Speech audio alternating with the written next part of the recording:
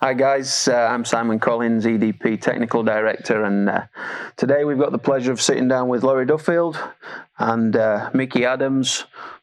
Micky, former Premier League manager, Lawrie, former Premier League soccer player, and we're going to explore a few things, see what you guys have experienced and how that links to the youth market that we're in. Also, Lawrie and his team are heavily involved in the EDP first team and will be taking the fortunate group of 16 across to the UK for all the trippings that's going to give to them. So thanks for coming, guys. Appreciate it. Thanks for having us. Good to be here. Hopefully you had a... Not enjoying the weather. same flight. The weather's caught me out slightly. But just for the record, Micky's come across from England and Laurie's come up from Florida, and both of them places are having better days than what we are. And Micky's had a 24-hour journey as well, with no hotel. So yeah, no hotel room booked for me, but listen, we'll sort that out. You got to look after us guests, don't we? Look after. So I just want to start with Lawrie. We know that EDP first team's in place. We've got through the nomination process, the first sets of tryouts. Each of the regional teams is now formed. They've got their second practice session coming up next month. I know you guys are excited to see what the talent's like. Can you kind of share what your expectations are, what levels need to be at, and how you think the kids will fare when they get across to the UK? I mean, we are really excited about it. It's we've been speaking about it for a while now. I think we normally bring teams over and they'll play a year down, and so the under-12s will play the under-11s in England. This whole project was obviously devised so that we're not going to do that. We're going to play like for like, pound for pound. And as you say, really extract the best players from certain regions or from every region and take a competitive team over. So for us, it's really a fantastic opportunity to take those players over and give them a real tangible experience against professional teams. As you say, playing against some of the very best teams, the fixtures will be, or the schedule will obviously be out soon, but it's our intentions at this minute in time to get them to play against the Manchester United, a Liverpool, one of the two of the very, very top teams in the Premier League, and test himself. And in terms of what we expect, the honest answer is the unknown. We know what certain players have been like from different regions. We expect the quality to be very, very high. That's exciting to us. But we expect them to compete against the teams and really give himself a good show. I think that's perfect, because that leads us into Micky. You've experienced playing against Liverpool, Manchester United on a far greater level than just at U12s. Don't make him tell you about his penalty against Peter Schmeichel. The fact that I sent Peter Schmeichel the wrong way from the penalty spot at Old Trafford in front of 50,000. Anytime he can get it out. I don't like talking about it. But I mean, that alone, that experience that you've had at the very highest level, some of these young players now, they've got aspirations of trying to replicate some of that and being the next player to send the goalkeeper the wrong way in front of these huge audiences. He misses it though. It was a miss it. Yeah. Do you do it eyes open or eyes closed? Always closed. So I mean, what's your advice to one of these kids? But more importantly, what's your advice to some of the parents? Well, listen, I don't think that, from my personal point of view, the pathway for me was very much, being involved in youth soccer, playing for the school and the district, and then into a professional football club. But at 16, I was released from Sheffield United as a boy. So I'd been at the football club for 4 years and then told I wasn't good enough for the pro ranks. So I eventually went on trial. That was at 16. So I went on trial to a second lower division team. And at 17, I was actually playing for England Youth. So from being told I was no good at Sheffield United, at 17, I played 4 times for England Youth, and I made my full league debut at 17. So my pathway was a little bit different from everybody else's. But I had to work at my game. My advice always to parents is to present opportunities to your kids, give them the access to the best coaches and the best facilities that you possibly can. And sometimes that's not easy in England, but to work at your game. Don't think that everything's going to be handed to you on a plate, because to get to that top level is very, very difficult, and you have to work extremely hard to get there. And there's not many people get there, is there? Let's be honest. It's there is hundreds of kids in the system in England, and I'm talking about the Premier League now. And out of those hundreds of kids that are in the system, 1% of all the kids will make debuts in the Premier League for their clubs. So that tells you how hard. It's a good return, isn't it? What they have to do is work their way down the leagues and start off at a level and then fight their way up into the Premier League. And I think that's important as well, because we get to a stage now where everyone thinks that Mansfield Town, for example, is not a success. If it's not Man City, whereas I'm the opposite. I try and tell everybody all the trips we do, come over, play against the lower teams as well, to understand the level and to understand that that's still success. It's not, myself, Micky, Mike Edwards, Alan Smith, we all kind of say to the players that come over, if we had our time again, I wouldn't change a thing. I'd start at the lower level that I did to go up to Leicester, because you want to be playing games. You don't want to get swallowed up by the system. I think that's something that's a hot topic at this moment in time. Some recent conversations with some various high-profile youth clubs in this particular area, and you talk about playing games. We sometimes carry a roster in this country, a team of kids, and that roster can be so big that it limits the amount of game time some kids get. And there's this stigma about we have to be on the A team as opposed to the B team, and we often see that a parent will opt to be the 18th man on an A team as opposed to being the 7th on a B team, but they're still playing. For me, the value is actually playing the game, not sitting on the bench. And you never, like you said, at 16 released, you needed to then play to get seen again. And that's the key. Kids learn from playing. Kids will be and if it's college or if it's pro, you don't get selected for a pro contract or a college scholarship while your backside's sitting on a bench. You got to put yourself out there. You got to select something that gives you maximum minutes, and if nothing else, it gives you a chance to develop your game as well. Yeah, well, listen, I think from a coaching perspective, you have to put yourself out there, play as many games as you can, learn from the coaches, get technically better. And like you rightly said, Sam, the only way you ever do that is by playing games and learning. You've got to have an understanding of the game, and you only get that through playing matches. But, I mean, same topic. You say about being released at 16. Is that because somebody thought you're a late developer? Sheffield clubs are great at it. Sheffield Wednesday said the same to Jamie Vardy as a 16-year-old. That's one of the mistakes they made. I think there's more of them out there as well. I always say, listen, I've been in the pro ranks for many years now and managed top players. And the thing I always say to them is, listen, the decisions that I make are not personal. It's football.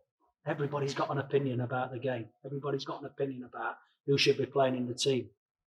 But that's all it is. It's an opinion. And if you don't particularly want me to play in your team, then I have to go and play that next level down. It's just opinions.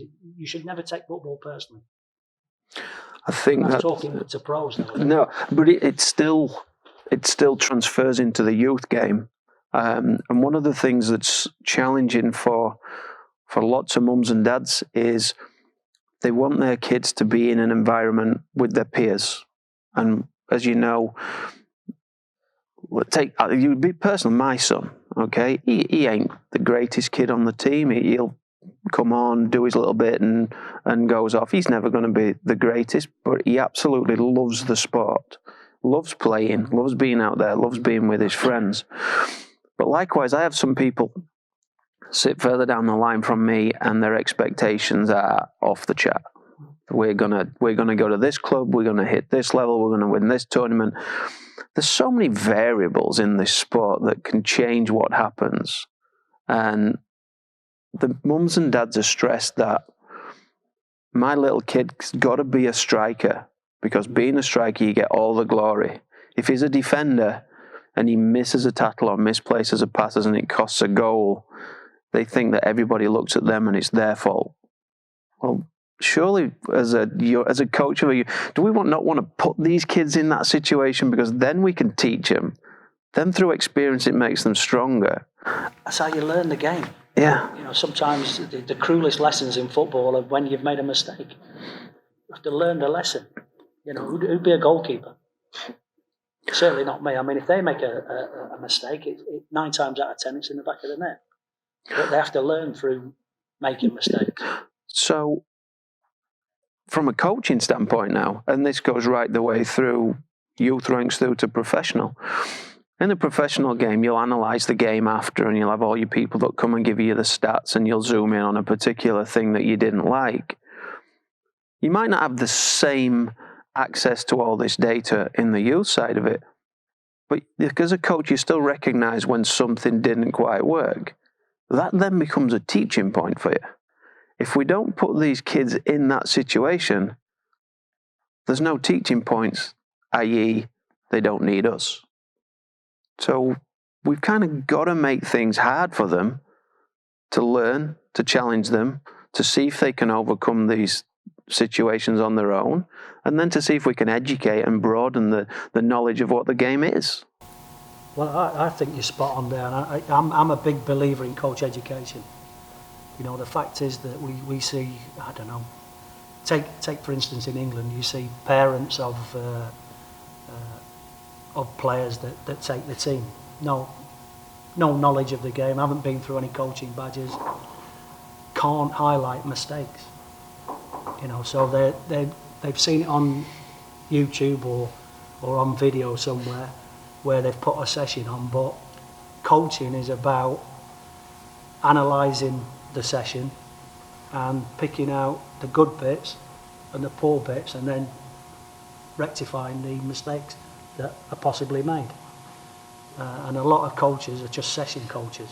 In my eyes, I'm talking about England here, I don't know about America. That's, I think, this is where America probably could potentially be ahead of the game, because there's a whole plethora of professional coaches that are pushed to do the licenses, and the youth game over here is professionalised, because there's a lot of people get paid in that industry to deliver these sessions. The clubs are businesses. They grow. They're after numbers. They're after elevating the status and all of that. And I get that.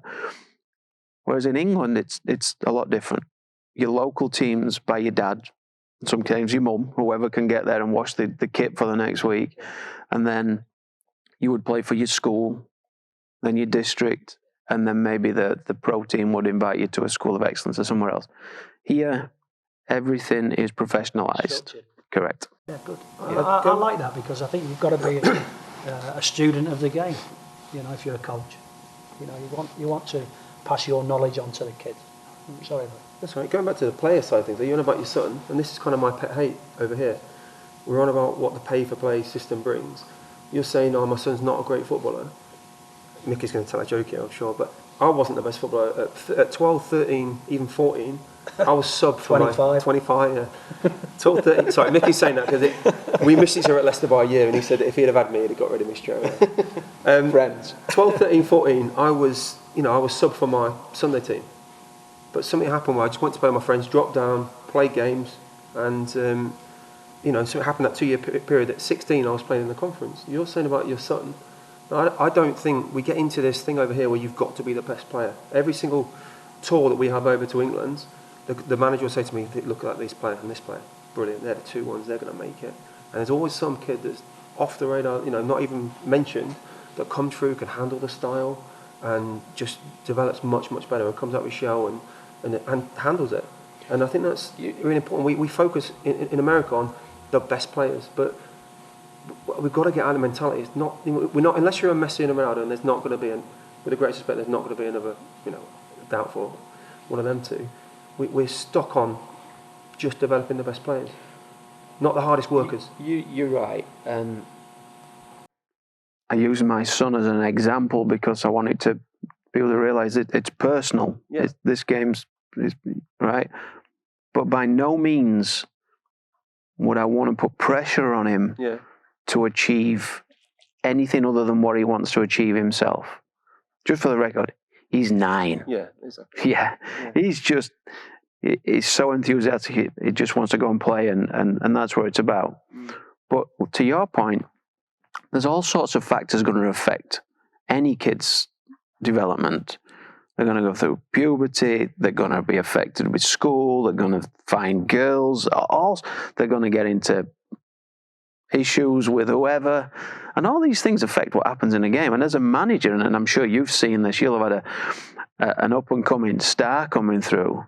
That's a difficult person to manage because it's so easy for them to fall off track, that they get influenced by something that takes them the wrong way. And it's quite easy to lose everything. Yeah, listen, as a head coach or a manager, as we call them in England, you a lot of the time, the work that you do is about man management. You know, it's about the individual, how you focus them, how you focus their mind, how you deal with their problems, because they're all individuals, as you've rightly said.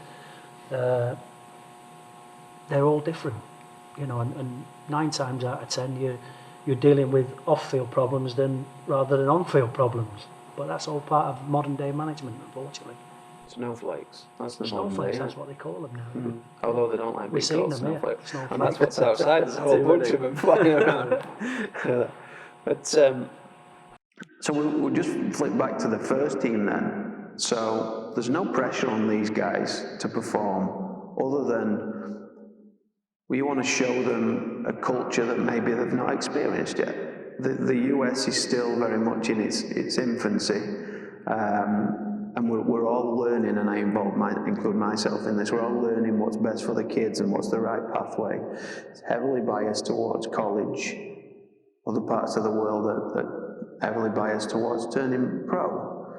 For our set of kids, the first team group, there's no pressure on them guys at all, other than go and embrace it, go and experience what it's like, take out of it whatever you can, learn something, and then maybe bring the good things back. And maybe to some of the stuff we're doing here in the US, you might learn from as well. No, I think, listen, it's a soccer talk, which we know about, but more than that, it's a soccer education. We want them to come back, and there's as much off the pitch that we want them to pick up as there is on it. So yes, we'd like to go and compete, and that'd be fantastic. But as I say, if one player comes back with a real idea of how to get to where, next level, whatever the next level is, like you say, it might be pro, it might be college. That's what's success. They're both success to us. And that leads us into Brookhouse. And I know both of you are heavily involved. Micky, you're the technical director of the... Technical director. I'm sat with 2 technical directors. What does that mean? Fancy title. So do you want to tell us a little bit more about Brookhouse and what they are and what they stand for? Well, Brookhouse is an international boarding school with a football academy attached to it. So the kids come from 11 years old to 19 years old to study from all parts of the world. So they study. They either do foundation courses, GCSEs, A levels.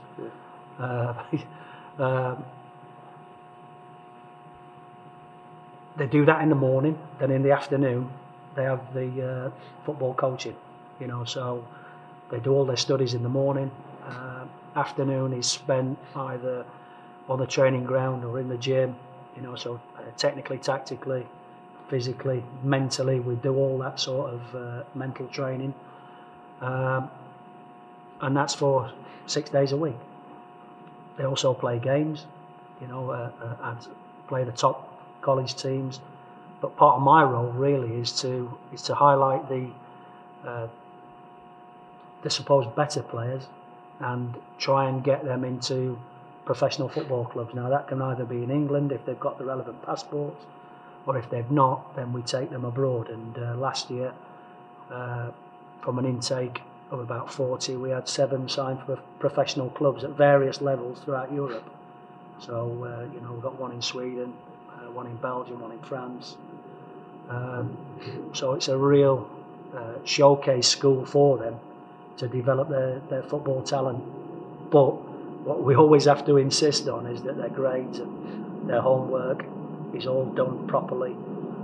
So there's no shortcut with that, because if they don't keep their grades up or their schoolwork up, they don't play. It's as simple as that. What's aside from the soccer, what other programs does the school offer? Do you get involved in that? Because I know we have a lot of focus on education here in the US. It's vitally important that everybody, where possible, goes to college, gets themselves a degree, and provides them with an opportunity. And we all know if we go back to the professional game, that career could end tomorrow for any number of reasons. So having an education or a degree or whatever, a trade to fall back on, it is vitally important. So and I take it that's something the school obviously lines you up for as well. Yeah, they don't. I mean, it runs up to degree level, so they're not going to run the degree program at the minute as it stands, and they haven't done in the past. So it'll go up to A level. But as Micky said, first and foremost, the education is the important part, and we have to set it to. It's always that the players that come to the school, for them it's a soccer program, and for the parents, the stakeholders, it's important that we tell them actually yes, it is a soccer program, but entwined first and foremost within the education. It's run no different to any pro academy in terms of the day-to-day activity. In terms of if your schoolwork's not up to speed, you don't play the game. And that will. Yes, they're in the colleges league, but every 2 weeks they'll be playing professional clubs throughout the country, from the Premier League down to League Two. So, that's their showcase, but they'll miss out on those opportunities as they should do if they're not up to speed. So it is run as What's the age groups then? Do you play every year? Is it every year? U12, U13, or do they gap years? Yeah, there's 12 under 12s, under 14s, under 16s, and then at the minute there's 14s and under 18s. But just to give you, I think one of them actually comes in the under 19s category. 19. Yeah, but just again to touch on the quality, 3 of the first team squad last season were in the Nigerian under 20s World Cup squad in Poland and played. One of them has subsequently gone to Leganes in Spain. His brother had previously signed with Micky to Leicester City on a 2-year contract. So it's there's different levels, various levels, but the elite team is pretty strong. So the way I see it, then, you're providing the education, but also you're providing the foundation. If you want to go on to college, you're getting all the grades to support you to go on to college. What they're excellent is the progression. Right. Whilst the progression, a lot of people are quite short-sighted.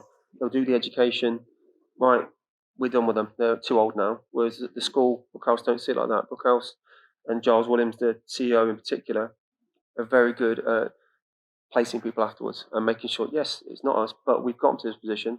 Now let's go and work with them to get them into professional clubs.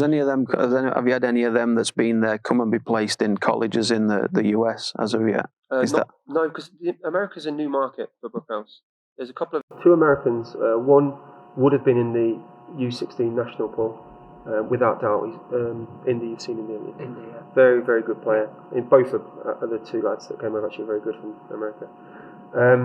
But they're obviously getting to that age group now where they want to look at potentially coming back if they're not going to go into a pro team.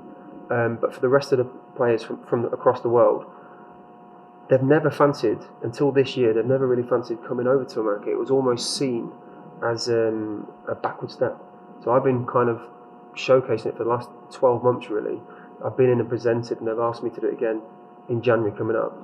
To say to them, look, this is a really viable option and a really good opportunity to get into the MLS, to get a fantastic degree paid for, pretty much. I use Dom Dwyer as the case study, really, with his career and where it was going at one time.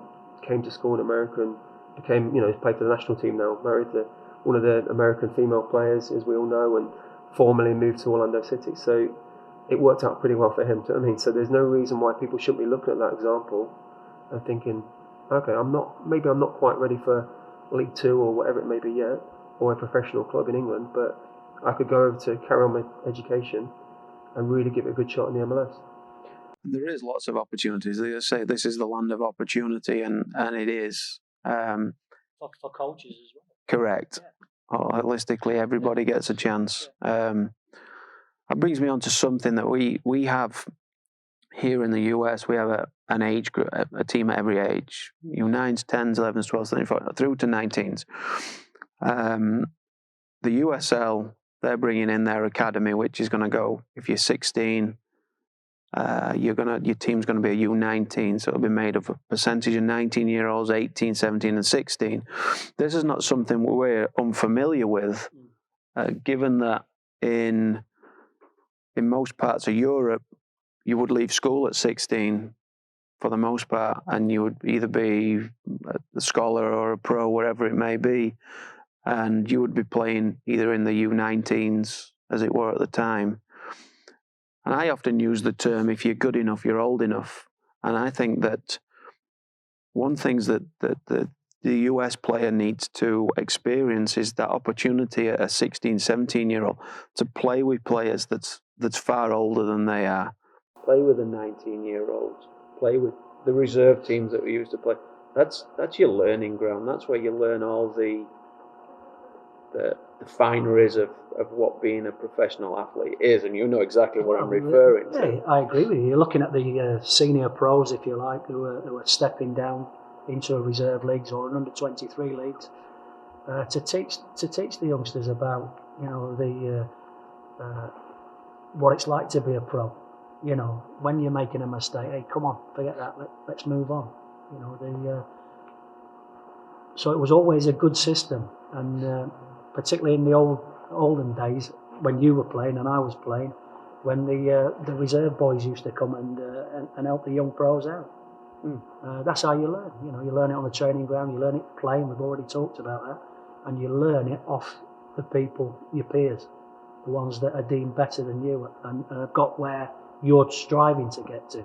Got that experience, yeah. That is important, and you said that they've already been and done that. They may be on the other side of the hill and they're coming down. I have this massive thing with young pros. You know, the apprentices in football clubs. They say, "Oh, you know, I play for Leicester City." Well, no, you don't play for Leicester City. You play for Leicester City youth team. When you make your first team debut, then you play for Leicester City. You know, you're still striving to get there. It's a label that a lot of people use nowadays to say I'm associated with. It gives them some kind of elevated status. I think that people are scared to, a lot of the time over here as well, to develop players by putting them up. You know, the amount of parents that we say, well, it's 2 years up, you know, they did play 2 years up and that. And I'm thinking, I understand that, but in Europe we're obviously accustomed to doing that. You know, Messi at 16 was playing in Barcelona's first team against 35-year-old men.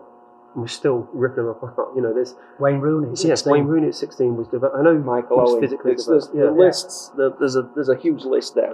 I just know that playing against men at 15, 16, for me personally, it was kind of do or die. You know what I mean? If I didn't get hold of that ball or didn't turn him, I knew what was happening. You know, I'd have someone like you come up behind me just smashing me and thinking... he was a ball player, wasn't he? Yeah. I had to go through something to get to it first. Yeah, man them ball, yeah. But and you're right, that's how you develop. Do you remember Paul Williams, the big centre-half? Yeah. I remember playing in the old Pontins, which I think is one of the worst things now that happened. They got rid of the Pontins. Because for me... Or the Central League. Yeah, it was the closest thing to first-team football. It's not like the 23s soccer now. And I just remember him in one of my first games for Leicester giving me an absolute schooling, telling me, he's going to come in here, he's going to pass the ball into you.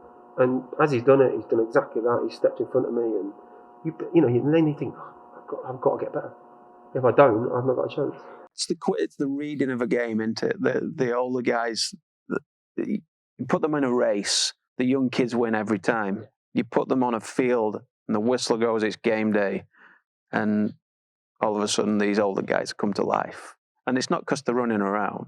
It's the experience of just knowing where to be and at what time. And like I said, we're going back to it. You only get that by playing alongside these people. And when we say older guys, it could be a 16-year-old playing alongside a 19-year-old. I mean, listen, that can be daunting for some people at 16 to be playing at that level.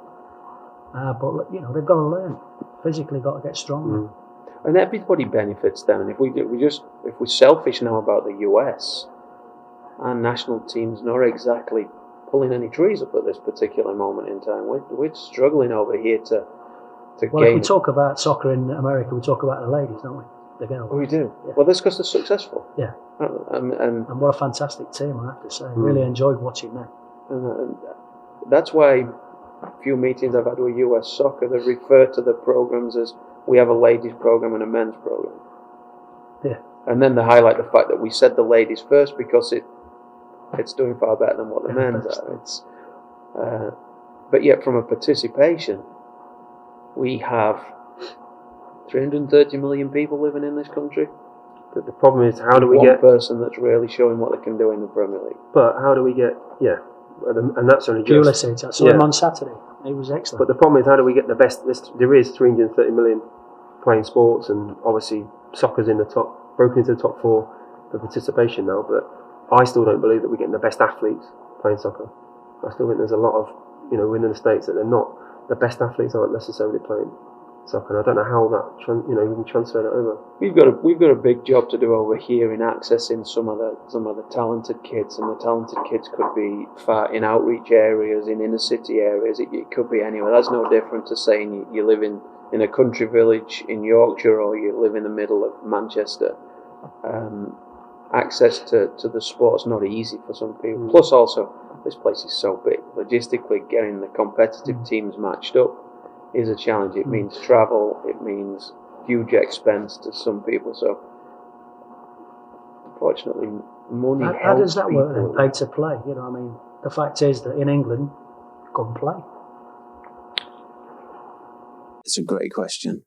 It professionalizes the youth sport over here, and by having a coach that's on a full-time salary, he's able to dedicate his time to your children, if you will, and hopefully develop them and give them opportunities that, whatever an opportunity looks like, is it pro, is it college, is it a life experience, is it just the simple fact that you want them to bond with other like-minded peers, etc. It's all of them type of situations you want to put them in. The UK doesn't have a pay-to-play model. The US does. But the infrastructure in the US is far better than what it is in the UK. We've got at EDP, we've just shy of 5,000 teams playing in our league. And you imagine if you run a league in England and you'd got to administer 5,000 teams. You just couldn't do it. It's just not something that's there because the culture's different, the setup's different. But that's where we can transfer across the water different things that we do over here that's better can maybe transfer across to the UK. And likewise, whatever the pro teams are doing to develop the kids, share them ideas over here so we can make sure that these 330 million people that live here, we can get more than one person having a significant presence in the Premier League. Because Pulisic came through the system, should be the poster boy, but he's not really the poster boy because he's not come through the system that maybe MLS, soccer would have liked. They would have liked to have come through one of the academies, gone into so-and-so. But we all know that he obviously went into Europe at an early age, into England first of all, then into Germany. So I don't know. Like you say, that you've got to work out what it is, what's missing, what's the missing ingredients. And I can give you, for instance, we have various platforms that teams can play in over here. We have the Development Academy by US Soccer, which is where the elite kids go and play. The MLS teams fit into that same category. We then have 2 major carding systems, US Club and US Youth Soccer, which all vie to be somewhere up in the pecking order. We then have, let's take the top tier of each one of them 2 particular carding systems. We'll have a team over here that's got a plus 58 goal difference at the top. And the 8th team in that particular division's got a minus 58. And on the other carding system, it's mirrored. It's the same. If we're going to develop talent, then top 4 teams from each of them systems, they've got to come together and be playing against each other on a regular basis. That's where we're going to improve development. We're going to create better matchups. We don't want a team going and being blown out 10 and 12, or even 5-0 for that. We want to see But how many of those 1-1s, top 2-1s. How many of those top teams are scared to get a loss on their record? That's a great question. And that's the biggest problem. That's a great It's question. about development. It shouldn't matter about a loss. If you've got time in your world to develop players, we all know, we all play the game, you all know that you're going to learn more in defeat than you will by winning the game. So, but everyone wants to win a game. Not everything's right in England, though. The fact, I still maintain that the best coaches should be working in youth teams and youth academies, and they should be paid similar to what the first team manager's being paid. I know there's a lot more stress involved with what he's doing, but he's got a massive job at a football club to develop youth and to bring players through, and we don't do that in England.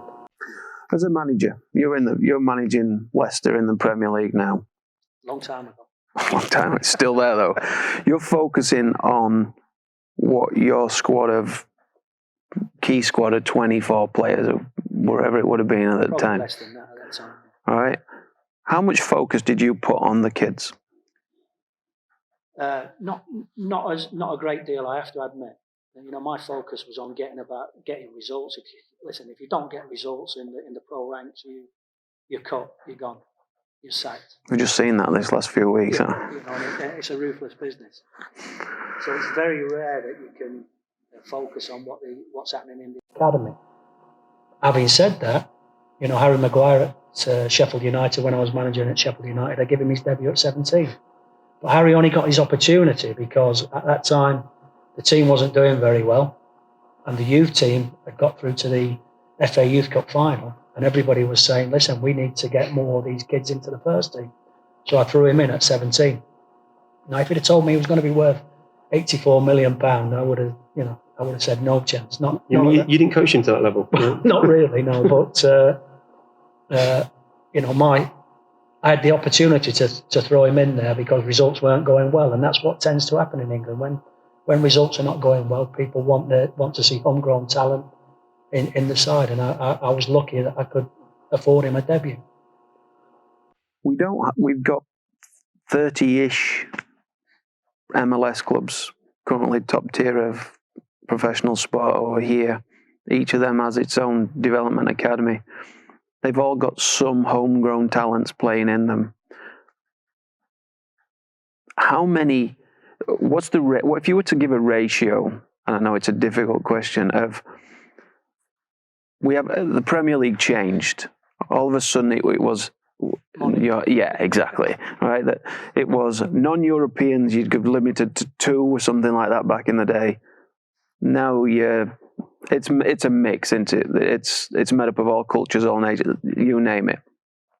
It's pretty similar here in the US. But for me, if I was the manager of the MLS team, he's exactly the same as you. He's focused on results, needs to win, he needs to keep his position. Do you think, in your opinion, they have to put more onus on the development of kids to infill through there? And would you think that it's legitimate to say that the MLS could be a feeder system into something else while it's still finding its place in the pecking order? And I don't want to be disrespectful to the MLS. I'm like, there's a huge pool of kids here that could have a chance. Is that a difficult system though? Because in MLS is that franchise? They are. In England, the teams are regionalised. There's more focus on the youth system, academy, representing the city, if you like. Take, for instance, Sheffield or Leicester. And players want to see the homegrown talent in their side. They feel that they've got that affinity with the football club and they'll work harder for it. Got some ownership of them. Slightly different over in America where it's a franchise system? Well, can be. Just open Pandora's box. It's a franchise system. If you were bottom of the league over here and you knew that there were no fear of relegation, would that change what your mindset was? You're in the Premier League. Yeah, if I was bottom of the league, I think I want to develop players. There's no relegation here. Yeah. Yeah, that should give you an opportunity to kind of have a project, if you will.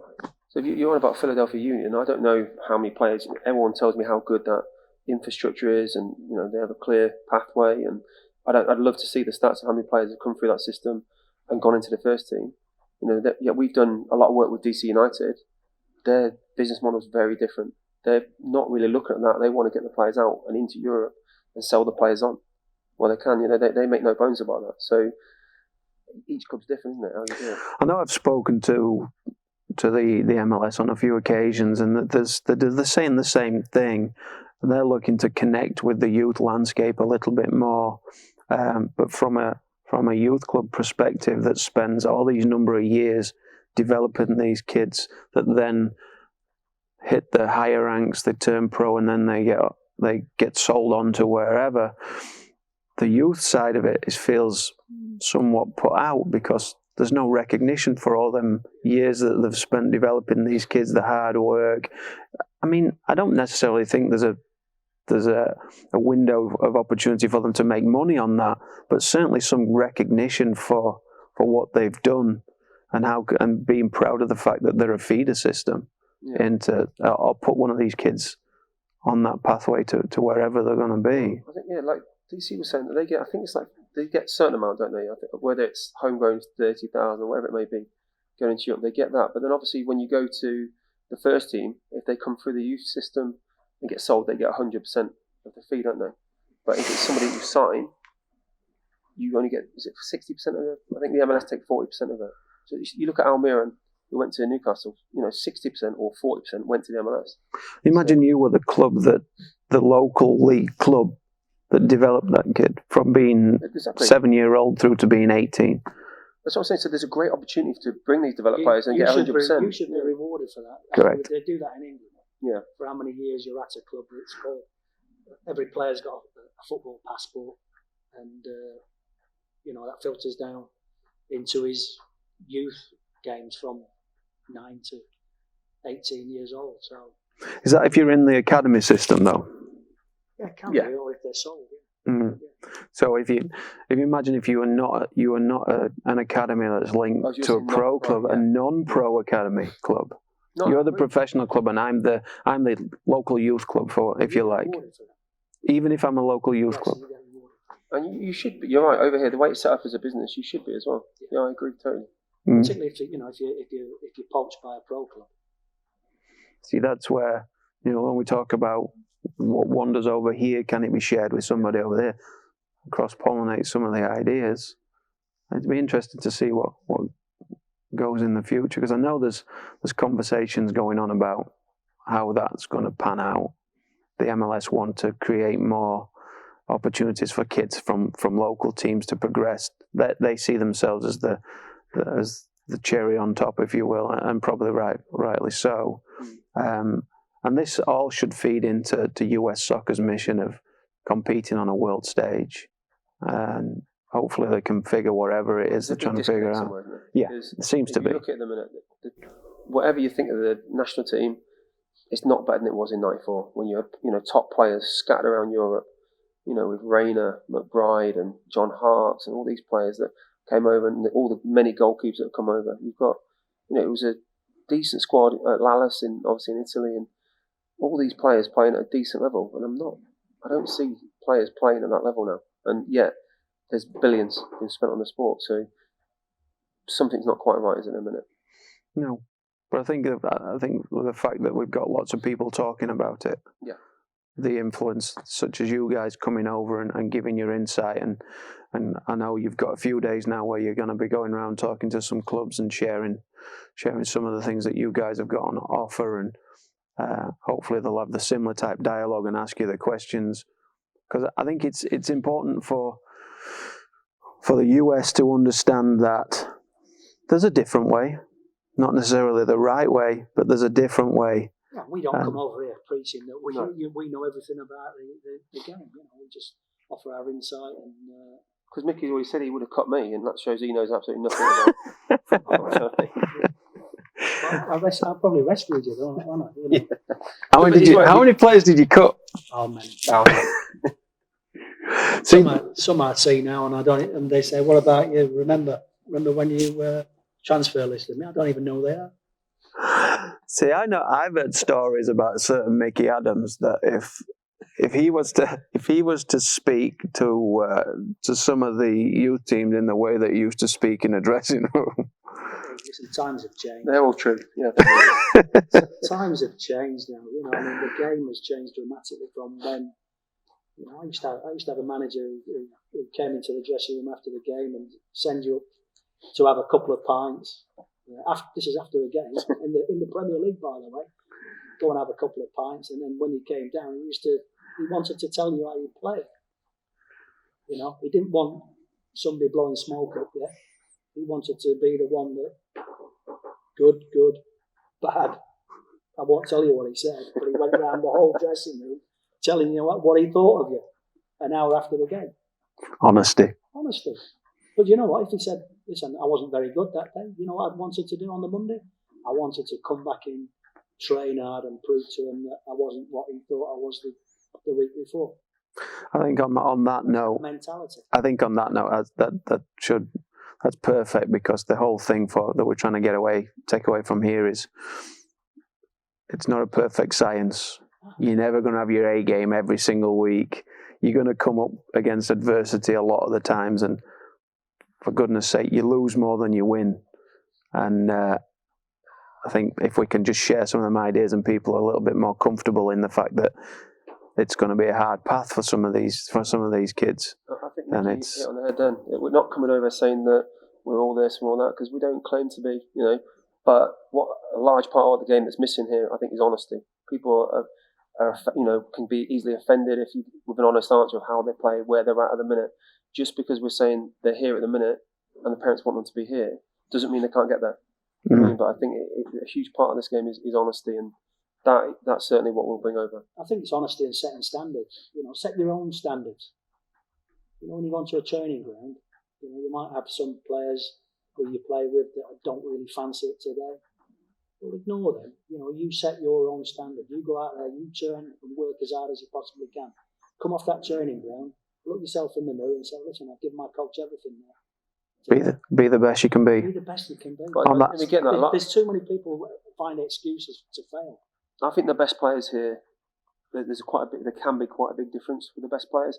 And from my personal experience over here, the best players can at times just do enough because they know they're the best player. And like you said, they're not driving themselves to think, right, I want more. I don't want to do just enough. So we got to challenge them. We got to make it harder for them. That's up to the coach as well. Yeah. On that note, guys, I know we're running short of time because these guys want dinner. It's been a pleasure. Right. Thank you. Thanks for coming. Thank you very much. Appreciate it. Take care. To find out more about EDP first teams and the Icon experience, go to EDP website. I want to thank Lawrie Dudfield, Micky Adams. Thanks for joining us on the couch.